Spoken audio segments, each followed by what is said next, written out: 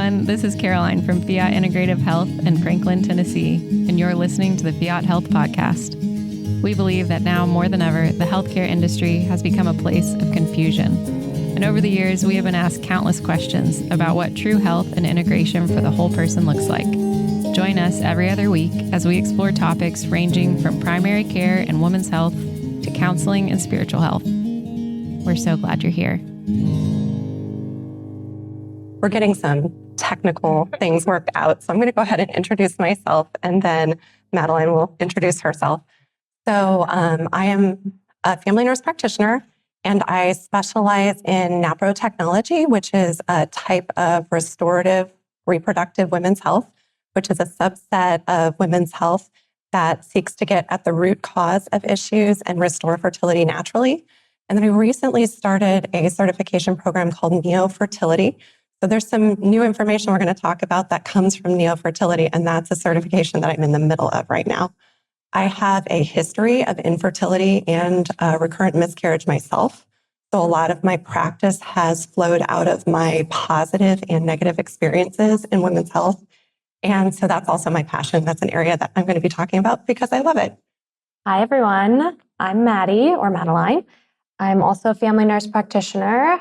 How I kind of got into women's health and found my passion here was when I was going through school and through my clinical rotations.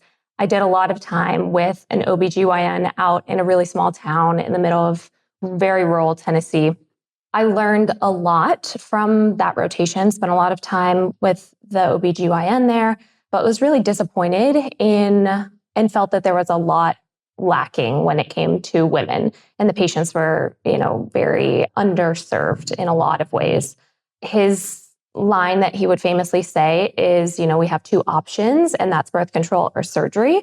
And I was really dissatisfied with that, especially when it comes to, women, even in the younger years and like earlier in menstruating, when a lot of things can be addressed and taken care of off the bat instead of down the line as well. So that's kind of where I ended up here. And we're just going to go through some questions today that we received from you all.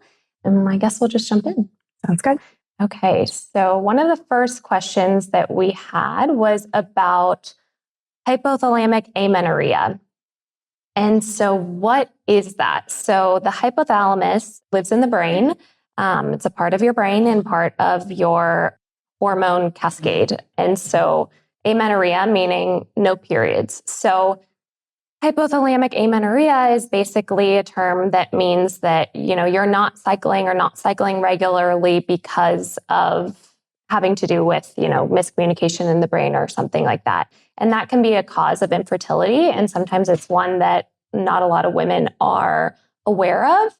And that can be caused by a lot of things. So like stress on the body from a myriad of different things that can cause signaling to be an issue.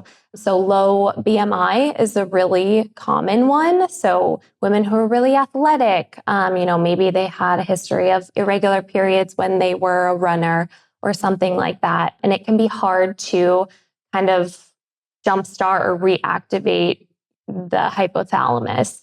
And that affects what's called the HPOA axis, which is your hypothalamus, your pituitary in your brain, your ovaries, your adrenals, that all have to do with, your hormones and making sure things are functioning and signals are getting where they're supposed to be and ovulations occurring and regular cycles.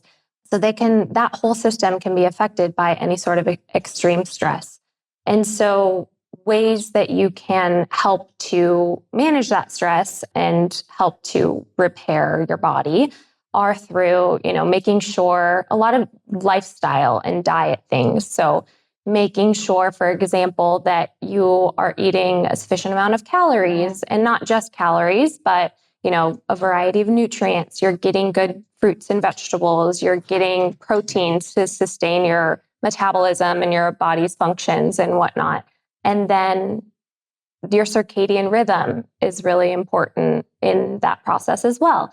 So making sure that you're helping to support your body's healthy stress levels or healthy cortisol levels through things like waking up at the same time every day, or as close to as you can, going to bed around the same time every day, making sure, you're trying to get sunlight on your eyes in the first, 30 minutes of waking up, if you can, really aligning yourself with the daily cortisol pattern that your body wants to have. So, and what that looks like is, it's higher in the morning and then decreases over the course of the day. So trying to align, your most strenuous and stressful things in the morning, and then helping your body wind down in the evenings, lots of sleep hygiene practices. So dimming the lights, not looking at screens right up until, you're supposed to go to sleep.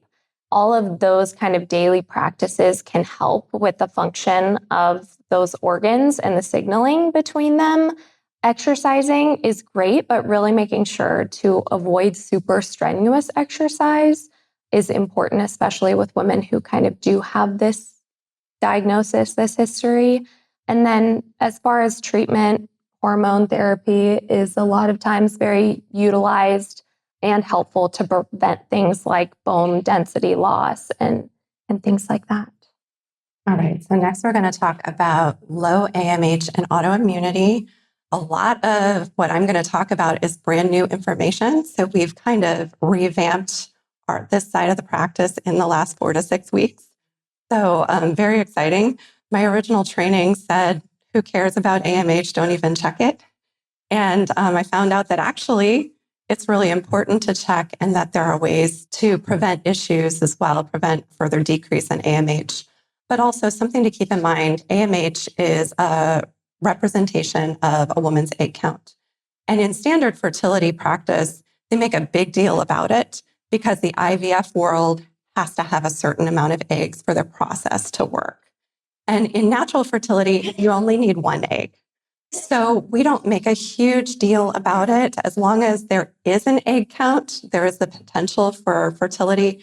And I've had plenty of people have babies with very low egg count successfully. So that's just kind of a disclaimer.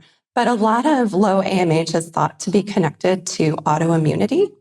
And the new treatment for it involves some lifestyle modifications. So most recently, the low AMH diet is avoiding things like dairy products, eggs, and sugar. Of course, in fertility, we hate sugar, so we don't want you to eat sugar ever. So that one's not new, but dairy products and eggs are kind of a new one. So that's one thing. The other thing about low AMH that's important is to have blood hormone levels checked. So DHEA is an adrenal hormone that is very important when it comes to making the proper amount of estrogen, making the proper amount of testosterone. And a lot of women with low AMH also have low DHEA. So part of our practice is to always check that and to treat it if it's low. Kind of interestingly, early pregnancy management has evolved as well. And so now we actually treat low estrogen in pregnancy with DHEA supplements in order to prevent recurrent loss. So it's this extension of DHEA for fertility into DHEA to save pregnancies as well. So it's a nice thing to have in your medicine cabinet. If your status changes, it can still help with, raising estrogen levels, that sort of thing. The other thing that is really helpful for low AMH is proper vitamin D supplementation and omega-3. So those are sort of the supplement regimen.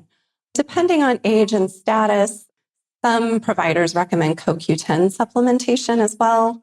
That kind of depends on a couple different factors. And because it's an antioxidant, you want to be careful not to continue it for a long period of time. So we've started, this is a new one too, this is in the last 4 weeks also, we've started recommending that you take CoQ10 for 4 months on, 4 months off to avoid excessive antioxidants. But the real groundbreaking one for AMH is low-dose naltrexone. So this is a opioid receptor antagonist. It has been used in fertility for years. NAPRO Technology has been using it for 25 plus years. It is a medication that is safe in pregnancy and outside of pregnancy, and it has an overall anti-inflammatory response on the body. And so the new recommendation is to actually use it for anyone who has endometriosis or suspected endometriosis and a low AMH. So that's something that we just incorporated into our practice about 4 to 6 weeks ago. I've been using low-dose naltrexone for a long time with certain clients, but now it's become sort of this widespread recommendation that we're using. Something to note as well is that there does tend to be a lower AMH count in women who have endometriosis. We don't know exactly why this is, but some of the thought is that it's a protective mechanism because of the pain associated, that it's the body's way of saying, we're not going to make you go through this for too long. And so there is an association with that. Again, it's something that we can treat. Naltrexone is thought to maybe even put a hold on it so that it doesn't keep going down. It kind of stays steady. And Dr. Boyle, who's one of the researchers that we both subscribe to, says that he's seen people's AMH stay the same for 10 plus years when you treat it. And if you want to know more about low-dose naltrexone, Caroline and I just recorded a podcast Thursday, which will be coming out in 2 weeks, 2.5 weeks. If you want to know more about it, it is not only used in the context of fertility and infertility, but lots of different things from depression, anxiety, chronic health disease, and autoimmune disease across the board. So very interesting. And then one thing that I wanted to touch on also with kind of low AMH and autoimmunity was this subset of PCOS. There's lots of developing, research all the time really about women's health, but in more recent years, they've really decided that there's different subsets and categories of PCOS. So PCOS being polycystic ovarian syndrome. I think it was long thought to just be related to insulin resistance and, more common in women who were overweight. But there's lots of research that says that it affects women for lots of different reasons and that there are kind of 4 main subtypes. So autoimmune is one of them. And this type of woman is usually not diagnosed until, they are really trying to get pregnant and they're having a lot of issues. And then they're told that they have an autoimmune disease or that there's an autoimmune component to it. And so and a lot of times they have this low AMH. And so the thought there is that, this woman's been dealing with an autoimmune condition, probably underlying, but maybe not severe for a very long time, that maybe they had never had diagnosed or it didn't really come to head until it started to affect their fertility. And so maybe back in the day, they might have had like irregular cycles. They might have had actually a high AMH count, which didn't necessarily mean that they had a really great egg quality, but typically they might have had a higher AMH. But then you see this faster decline of their AMH because of the autoimmune conditions toll that it's taken over time. And so all that to say, if you have irregular cycles or had, and maybe add that to an autoimmune suspicion that you might have, that might apply to you or someone that you know. All right. So next we're going to talk about recurrent pregnancy loss. And so recurrent pregnancy loss is something that if any of you have experienced, you know that there's very little help in the community unless you've had 3 or more losses. And there's a lot of downplaying of the need to investigate. A lot of times, a lot of women are told, well, your egg quality is bad. And it's just kind of this blanket statement to just tolerate loss over and over again. And so what we do at Fiat is to take the restorative reproductive approach to it, which is to investigate quickly and thoroughly after even 1 loss, but especially 2. We will offer treatment to anyone who's had a loss, but definitely aggressive treatment if it's been more than 1, because these are catastrophes. This is a horrible thing that you've had to go through. But also, there are a lot of reasons for these things. And so rather than take kind of the lazy man's, it's just egg quality, we go really deep and look, what do your hormones look like? There's kind of a lack of understanding of hormones in the general women's health community.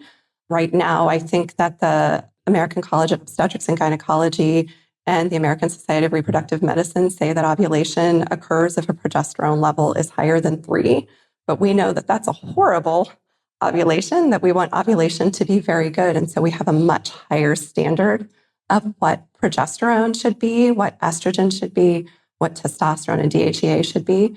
So our idea is to first look at hormones when there's a recurrent pregnancy loss and make sure they're optimized, and not just optimized, but continually monitored. So our approach to early pregnancy, which has evolved over the last few years, is now to check labs every week during the first 3 weeks of pregnancy. So we check all the hormones, the male hormones, female hormones, thyroid, and HCG, and we watch the health of the pregnancy.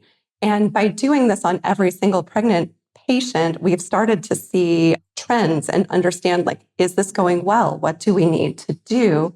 And it means that we can intervene early with low estrogen or low progesterone. Treatments are bioidentical hormones, taking DHEA for low estrogen, thyroid treatment, all of these things. So that's one evaluation and treatment that is really important when it comes to recurrent pregnancy loss. We have tiers of treatment, which means that depending on what a woman's history looks like, we would recommend a certain number of tests. Clotting disorders do play out in recurrent pregnancy loss, and so we do often check for antiphospholipid syndrome and some other, that is an autoimmune clotting issue, and then we also check for inherited clotting disorders also. And then immune system issues, which is a highly overlooked area, but the immune system can attack a new baby and cause either implantation failure or early loss. And there are ways to treat that as well.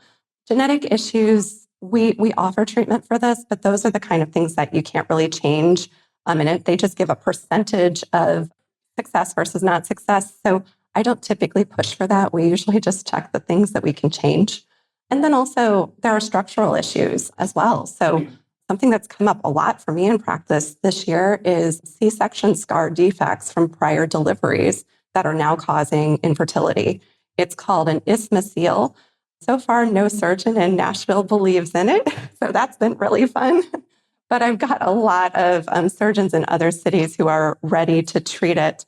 And we've had some people have repairs and have success after that. So sometimes recurrent pregnancy loss involves a detailed history and finding that little piece, the C-section scar defect, that might be a problem.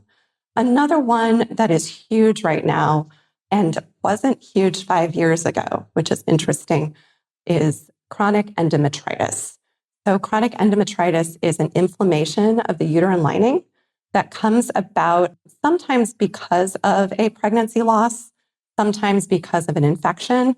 There are women who have never had children who also have it. So we don't know why exactly it's coming up in all these different populations that don't seem to have a relationship to each other. But it's an inflammation of the uterine lining that causes miscarriage, but it also causes implantation failure. And so that's something, the new training over the last 4 weeks has really pushed me into evaluating that one very early as well in the case of both infertility and miscarriage, because it is a microbiome issue. The uterus just becomes this hostile environment that won't accept implantation. And there are companies, unfortunately not in America, but in Greece and the United Kingdom, that can run a microbiome test of the whole uterus and see what your good bacteria is, what your bad bacteria is, what viruses you may have, what fungus you may have, and you treat the whole microbiome. And interestingly enough, it also can affect men. And so a husband and wife can be passing these microbiome issues back and forth. And so a lot of times we're treating the men as often as we're treating the women for this particular issue. Another thing that comes up with recurrent pregnancy loss, and this is not a specific women's health issue, but DNA fragmentation in sperm can be a cause of recurrent pregnancy loss. And so if all other testing comes back normal, a lot of times we're jumping to that, check the sperm to see if the DNA is abnormal, because that can also cause miscarriage. And then finally, an endometriosis evaluation. So endometriosis, which we'll touch on a little bit later, is an inflammatory condition of the female pelvis. And depending on where it is affecting, you can have recurrent loss from it. Most of the time, if that's happening, it does require a surgical evaluation. But we've had some really great success stories in our practice recently with severe endometriosis, where if it is removed, then you can have a normal pregnancy. So that's kind of all the different tests we typically recommend. I should say as a caveat, if a lot of immune system tests come back positive, there are these specialists. There's about 5 or 6 in the country. They're called reproductive immunologists, and they deal with the immune system only. So they're not a fertility doctor, but what they do is they treat the immune side of fertility so that a pregnancy can occur naturally. Our next question that we had was about anovulatory versus ovulatory cycles, kind of how to know really even if you are having ovulatory cycles. And so one of the big pieces that we feels very important is, learning to chart your cycles and what that actually means. And so there's different, methods out there. There's Creighton, there's them, but basically being trained and aware of what signals your body is giving you, and keeping track of them. And so learning to chart, your bleeding days and quantify how much bleeding you're actually having, because all of these clues that your body is telling you and that, you're keeping track of give insight into what your hormones are doing beneath the surface. And so like bleeding, for instance, that can tell us, progesterone activity. That can tell us what did your estrogen, fluctuations look like in the cycle before. And then looking for your fertile window. So your cervical mucus, you should be seeing, cervical mucus change, and really at a specific point in your cycle as well. And then that gives way to hopefully a luteal phase that is between 9 and 18 days. So there's lots of markers that, we're looking at that give us clues into, okay, is this normal? Does this track with and support an ovulatory period? It's not necessarily just the length of your cycle that is important here. It's, the different biomarkers that your body is telling you as it responds to the different hormones that are dominant at that point in time in your menstrual cycle. And then, so that is a really good marker. Labs will also help us see, and kind of point to ovulatory versus an anovulatory cycle, meaning no ovulation. But really, the only way to clinically say, hey, yes, you did ovulate in this cycle would be having a follicle series ultrasound. So meaning having ultrasounds done at specific days in your cycle to kind of track the follicle at the level of the ovary, to watch it develop and then rupture and develop a corpus luteum, which is basically the follicle that once housed the egg after it's been released, that now secretes progesterone. And that is supporting, hey, okay, you did have this dominant follicle. It reached the appropriate size. It ruptured and you had ovulation. Right. So we're going to talk a little bit about infertility, sort of the workup and evaluation. This does kind of cross over with recurrent miscarriage, because recurrent miscarriage can lead to infertility, and infertility can sometimes be coupled with recurrent miscarriage. So there is a lot of crossover with this. First off, charting is key, kind of as Madeline said, some type of tracking, whether it's cervical mucus-based observation. There are monitors now, Mira monitor, Inedo monitor, that can be helpful as well, just to know when the fertile window is occurring, because the female cycle is a vital sign. So we can look at the menstrual cycle and tell a lot from what we see in terms of bleeding days, mucus days, what the quality of the bleeding is, how long it's lasting, how long the post-ovulation phase is. So that's where we start, is what does the tracking look like? Of course, labs, our typical workup includes female hormones, male hormones, prolactin level, thyroid, insulin resistance markers, a thorough evaluation on peak plus 6 to 9, which would be 6 to 9 days after ovulation, and then a cycle day 3 to 5 evaluation as well, because your hormones are different at each of those times. And then from there, once we fix the hormones, fix the cycle, there's other recommendations like a fertility-friendly diet, which would be the Mediterranean diet is typically what we've been recommending, avoiding a whole lot of carbs, especially white sugary or processed carbs. Often gluten and sugar-free are recommended because those are both highly inflammatory, and a lot of infertility is driven by inflammation. And then sticking with small dark fruits and low sugar fruits, not eating a ton of mangoes and bananas, these things that are dripping in sugar. And then, of course, vegetables. And we do usually recommend this for men and women. Sometimes hard to get the men on board with the diet changes, but definitely fertility for both partners can be affected by what you eat and how your lifestyle is. We recommend exercise that is mild and moderate, as Madeline said, nothing too high intensity for men and women. And then there's a couple other little things. I know that we did get a question on this. Lubricant can be spermicidal, can kill sperm. So making sure you're using a fertility-friendly lubricant. It used to be pre-seed, but pre-seed has parabens. So now we're recommending Baby Dance and Good Clean Love.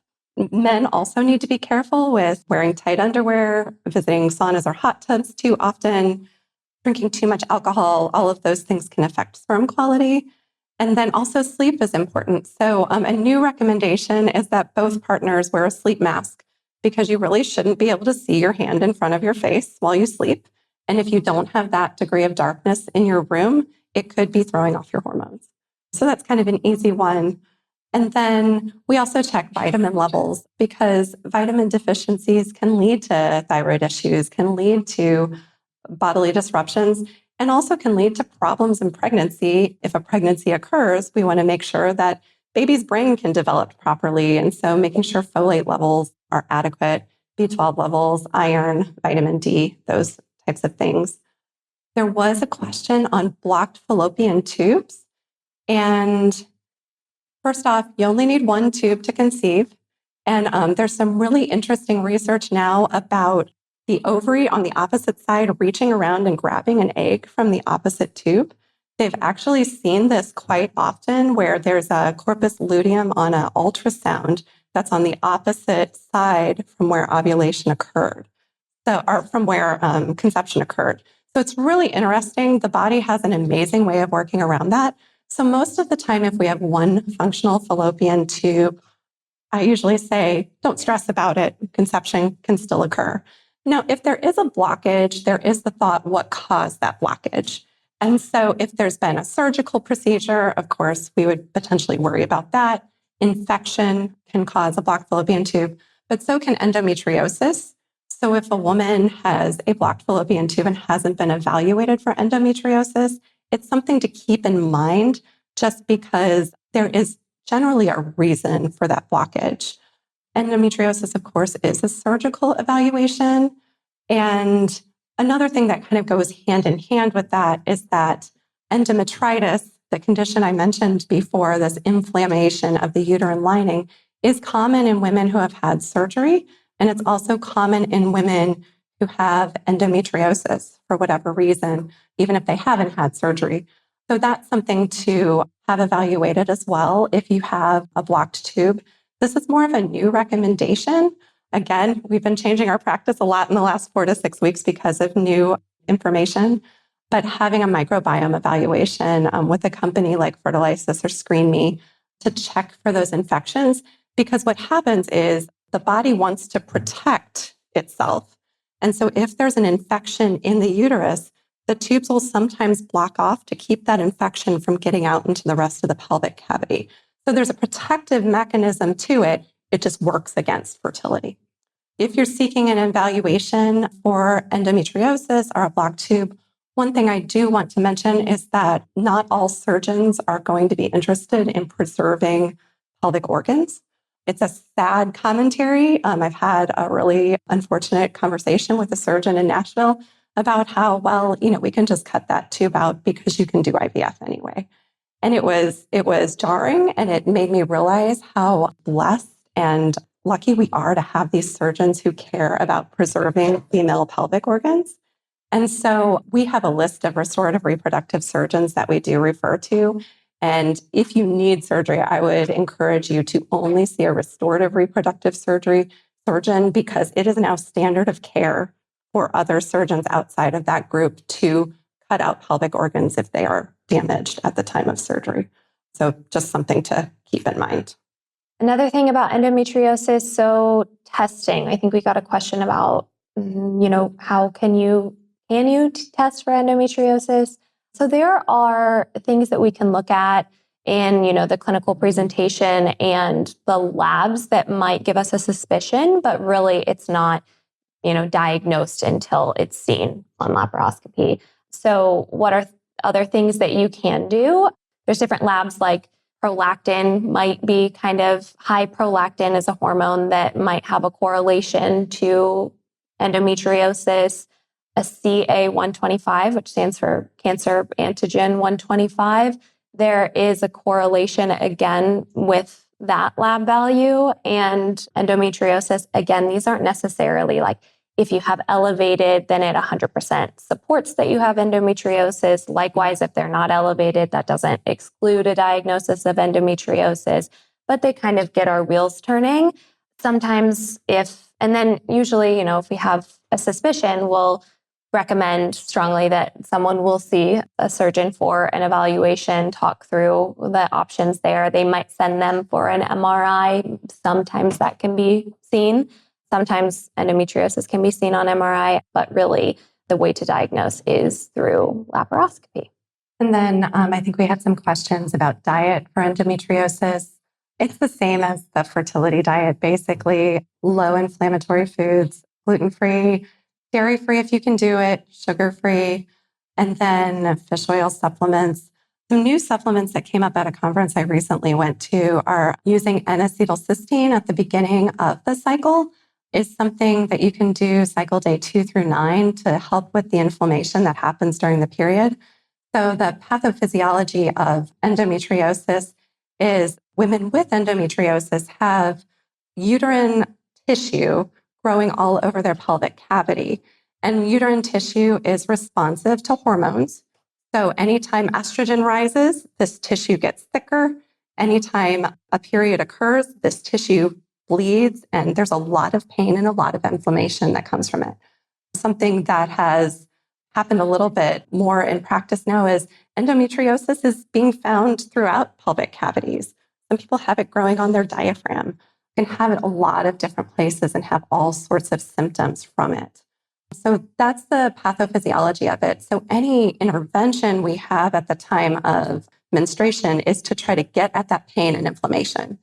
So for women who do not have thyroid disease, sometimes alpha lipoic acid can be helpful. Of course, adequate vitamin D supplementation. There's new information on ginger supplementation, high-dose ginger supplementation for endometriosis. Quercetin and resveratrol are also used. I would caution those with trying to conceive. There's questionable information about whether it helps or hinders conceiving. So that's more for people dealing with endometriosis outside of the context of conceiving. Or if you take it while trying to conceive only in the pre-ovulatory phase, not after ovulation. Of course, Madeline mentioned laparoscopy as the diagnostic test for endometriosis. And as far as recurrence rates with endometriosis, I think right now, many of the restorative reproductive surgeons have like an 85% non-recurrence rate. So concerns for recurrence really do center around how good your surgeon is, what their statistics look like. And so that also kind of speaks to the importance of finding the right surgeon if you are having endometriosis surgery. Something kind of weird that came up with my education this past week, there is a breath test available in the UK for diagnosing endometriosis. It's called ZIWIG. And I reached out to the company and they told me until the FDA approves it, we can't use it. So we're going to try it eventually, but right now we can't use it. So these are some questions that you all wrote down today that we're going to get through. I think we have time for a few of them. So this one says, can AMH levels be changed? What can be implemented to increase egg quality? So we kind of touched on this when we were talking about, with the help of, different interventions, you might be able to halt AMH. So kind of slow a decline of AMH by, treating autoimmune diseases and things like that. AMH, I guess, as a little reminder, is an indicator of your egg quality, egg count. It's not I wouldn't say it necessarily can be, drastically changed, but you can slow the decline.